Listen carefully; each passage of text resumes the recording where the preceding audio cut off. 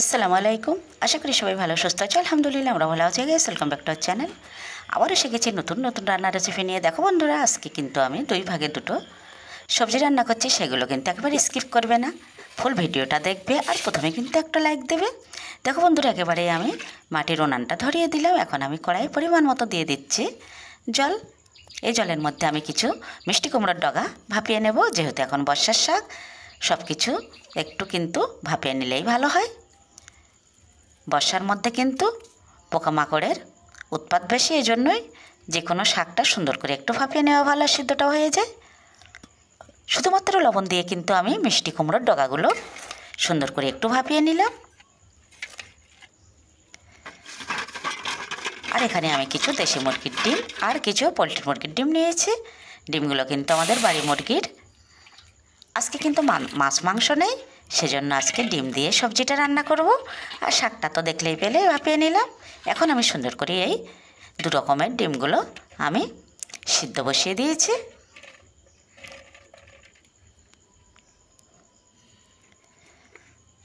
ডিমগুলো সিদ্ধ হয়ে গেছে। এখন আমি কিন্তু সুন্দর করে কেটে রাখা পটলগুলো ভেজে নেব।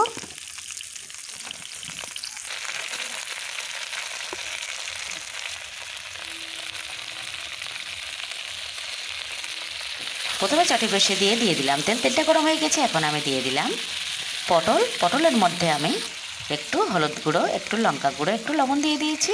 এটা আমি সুন্দর করে একটু ভেজে নেব। বেশি ভাজা ভাজা করব না, অল্প একটু ভাজা করেই কিন্তু নামিয়ে নেব। তারপরে কিন্তু আমি একটা কড়াই বসিয়ে দিচ্ছি। এই কড়াইয়ের মধ্যে কিন্তু আমি শাকটা ফোড়ন দিয়ে দেব। আগে বন্ধুরা তোমাদের দেখানো হয়নি, আমি কিন্তু ওই শাকের মধ্যে কাঁঠালের বিচি দিয়েছি। প্রথমে কড়াই বসিয়ে আমি আগে ডিমগুলো একটু ভাজা ভাজা করে নিচ্ছি। দিয়ে দিলাম হলুদ ও লবণ। বেশ সুন্দর করে আমি ডিমগুলো ভাজা করে নেব। এখন আমি ওই কড়াইয়ের মধ্যে আবারও তেল দিয়ে দিচ্ছি। তেলের মধ্যে দিয়ে দিচ্ছি কটা শুকনো লঙ্কা আর দিয়ে দেব পেঁয়াজ। এখন দিয়ে দিচ্ছি রসুন কুচি। এখন দিয়ে দিচ্ছি আমি সেই কাঁঠালের বিচিগুলো, যেগুলো আমি আগে আমার মনে ছিল না শাকের সঙ্গে ভাপিয়ে নিতে, সেজন্য আমি আলাদাভাবে প্রেশার কুকার থেকে সিদ্ধ করে নিয়েছি। সমস্ত মশলার মধ্যে আমি দিয়ে দিলাম কাঁঠালের বিচি, আর পরে সেই মিষ্টি কুমড়োর ডগাগুলো আমি দিয়ে দিচ্ছি। এখন কিন্তু সুন্দর করে ভাজা ভাজা করে নেব। খুব জলদি কিন্তু এই রান্নাটাও আমার হয়ে যাবে। এরপরেই কিন্তু আর একটা রান্না।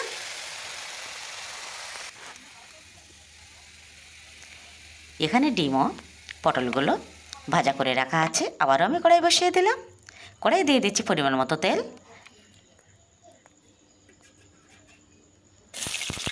তেলটা গরম হয়ে গেছে। দিয়ে দিচ্ছি পেঁয়াজ কুচি। এখন দিয়ে দিচ্ছি কাঁচা লঙ্কা।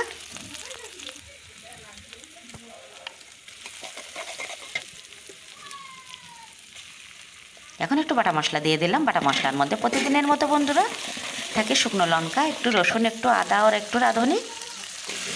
বেশ সুন্দর করে মশলাটা কষিয়ে কিন্তু আমি আলুগুলো দিয়ে দিলাম।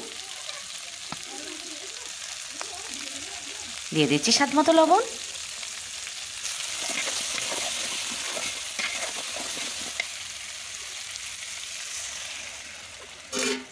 একটু জল দিয়ে দিলাম।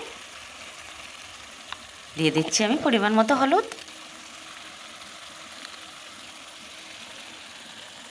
পটলটা যেহেতু ভাজা করে নিয়েছি, এই জন্য আলুটা একটু কষিয়ে নিচ্ছি।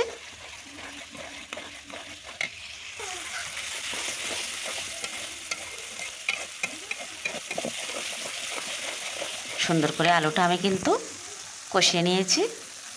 এখন আমি ভেজে রাখা পটলগুলো দিয়ে দেব।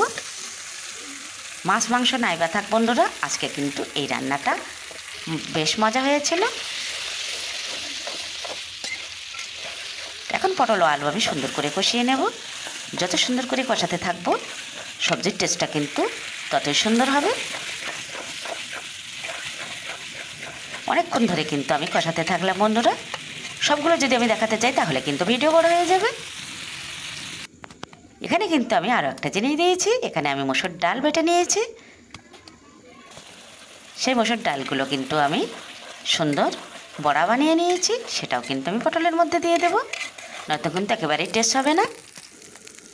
গোটা ডিম দিলে কিন্তু একেবারেই টেস্ট বার হয় না, এই জন্য আমি মসুর ডালের বড়িগুলো দিয়ে দেবো। সুন্দর করে কিন্তু পটল আলু আমার কষানো হয়ে গেছে। এখন আমি পরিমাণ মতো জল দিয়ে কিন্তু ঝোলটা দিয়ে দেবো।